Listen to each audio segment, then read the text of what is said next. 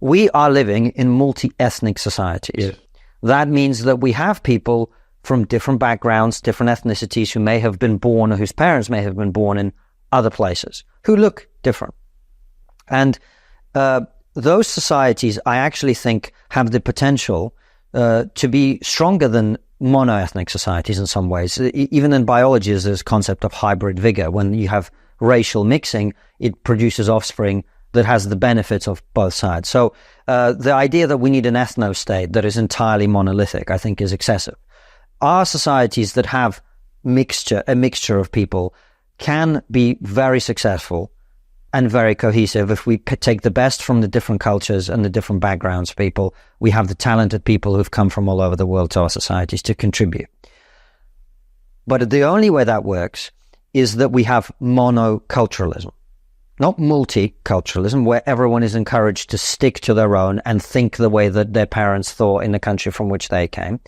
It works if there's an overarching identity, and we say, I may have been born in Russia, you may have been born in Australia, Suella Braverman was born in London, but her parents were born in different parts of the world. And we all come to Britain, and we become British. It does not mean that we must force people to reject their heritage at the door.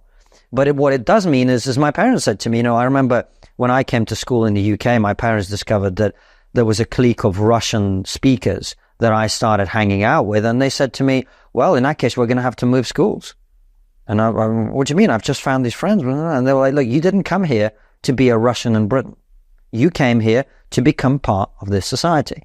And multiculturalism has failed because it has failed to recognize the difference between a multi-ethnic society where everyone is encouraged to become one thing and a society where we have no desire for you to integrate. You want to speak a different language? Fine. You want to practice a completely different cultural set of values and beliefs about all sorts of different issues that actually matter? Fine. You want to have a different approach to, you want to start advocating for a different legal system in our society? Fine. You want to undermine the very basic values of the way that we do things? Fine. You want to live entirely within a community that looks like you and speaks a different language and is completely ghettoized? Fine.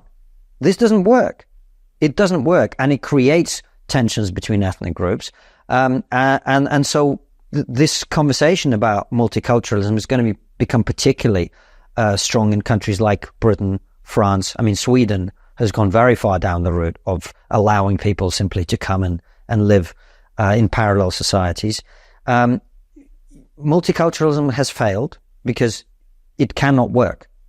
It simply cannot work. And in fact, it's, coming back to our conversation about Russia, this is by no means me saying we should be emulating Russia, but actually this idea of kind of having an overarching identity probably works better in Russia at this point, when you have Muslim populations and populations from other religious backgrounds and ethnic backgrounds who are much more integrated in some ways. They may live in their own parts of the country historically that were theirs, but they would see themselves as part of the Russian project in a way that many people in some communities in the West do not. A very, very senior Muslim leader, not from this country, but visiting here, said to me once as Deputy PM, he said, you need to clearly understand something. A committed Muslim, his words, not mine, cannot believe in democracy. They must believe in theocracy. I've always been deeply troubled by that. Yes, I can't speak to that. I don't know if that's necessarily true. My just experience with Muslims that I know personally is that there's a range of approaches. And I feel that what really has happened in the West is we have imported the civil war raging in the Muslim world between Islamists who believe in Sharia law and the caliphate, which is what you're talking about, theocracy, and the Muslims that want nation states. I mean, this is one of the reasons that Gulf states don't have this problem in anything like the same way, because they do not tolerate Islamism. And the reason they don't tolerate Islamism is they know it is a massive threat to their national state system and the hereditary monarchies that they want to maintain.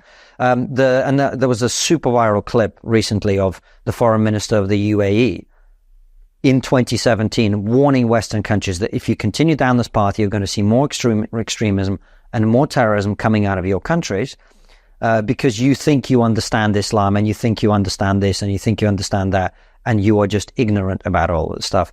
And the truth is, and I think this is borne out by the evidence, we have become more tolerant of Islamism in the West than many Muslim countries are. And this is evidenced by the fact that, for example, in the wake of the protests where people are shouting for jihad and all of this stuff in central London, the UK banned an Islamist group called Hizb ut-Tahrir, a group that has been banned in almost every Muslim country in the world, including Indonesia, including almost every Gulf state, including every Muslim state in Central Asia, because they get it. They understand that this ideology is first and foremost opposed to the idea of a secular nation state or a nation state at all.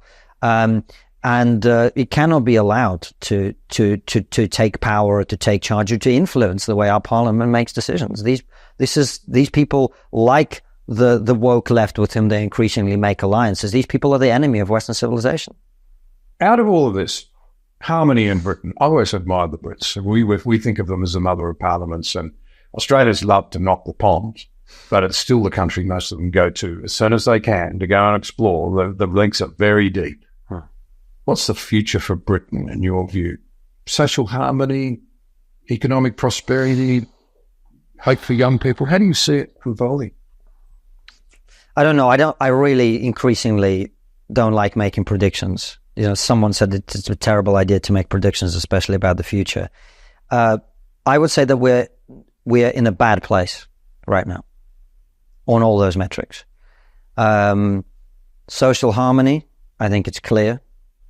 What we are seeing on the streets of London every week, and what is happening to our politics, this sectarianism. And by the way, people like to present ethnic tensions in the UK and in other parts of the world, of the Western world, as, you know, minorities and white people. This is not the case. Ricky Beksan, who I actually would recommend that you have on next time you're in the UK, he's written a lot about this, and his contention is actually most of the ethnic tensions we're now seeing is between the different ethnic groups in the UK, not white people. And those tensions are actually the fiercest and raging most because of the failure of multiculturalism. So on social cohesion, we're not doing well. On the economy, I think we've talked about where we are on that front.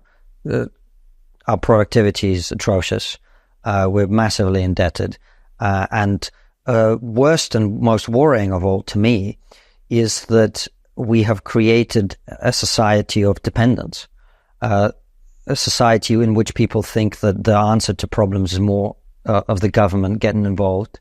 And I'm not opposed to the government getting involved in things that the government should be getting involved in, but governments in general are not going to be creating lots of jobs. And what happens is we essentially, one of the things that's always bothered me, even when I was a very, very poor stand-up comedian who was barely making a living, is the way in British culture it's very popular to demonize successful people and people who are wealthy. And I understand the history of it, because if you live in a society where you had a monarchy and an aristocracy and a landed gentry, it is very normal to connect in your head wealth with entrenched privilege and unearned privilege. But that isn't my experience as I meet people who are wealthy. Most of them are people who've created things of value to other people. That's the beauty of the capitalist system. They're people who have created jobs. They're people who've created opportunities for others. And we recently had a conversation in the media about, you know, is this person too rich to be a prime minister? And I don't have a problem with people being rich. I want successful people to go into politics.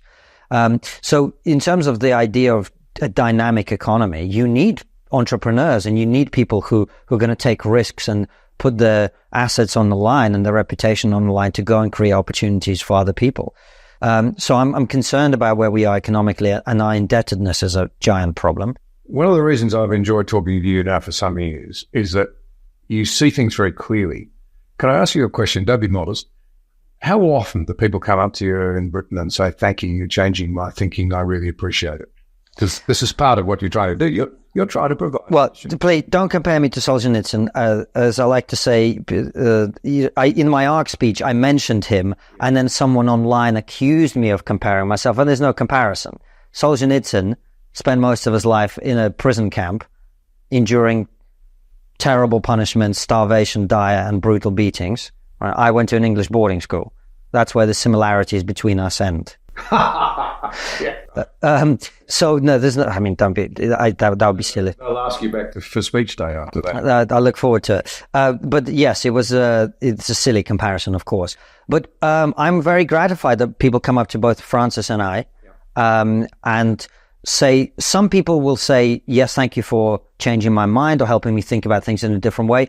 Most of the time, though, people just say, thank you for speaking up for people like me who are not represented in the mainstream conversation. That's what people are actually saying most of the time. And I think that's a service that I'm very proud to do. And it's the reason that, people will often accuse me of being arrogant, and probably with good reason. I have a sizable ego.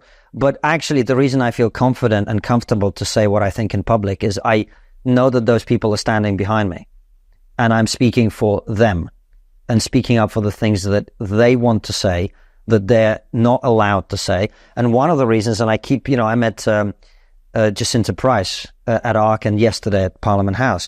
And her and I talked about, the importance of using, in my case, my immigrant privilege, and in her case, her minority privilege, to speak up for people who are simply not allowed to speak their mind on these issues because they are native born or white or whatever.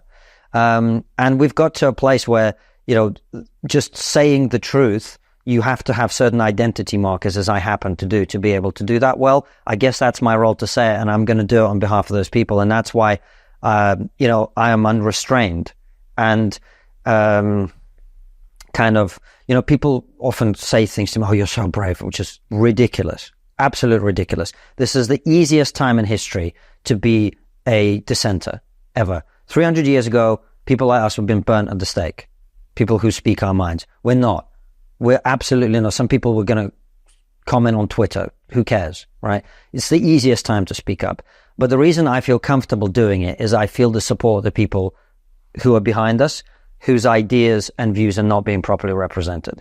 And as long as that remains the case, it will be my job to do that. And I keep saying this, I am the turkey that will vote for Christmas. The moment all this woke madness ends, the moment that people's voices are being heard, I will interview people on my show about their music career or their sporting career, or just move into conversations with fascinating people. I am not particularly desperate to be doing this.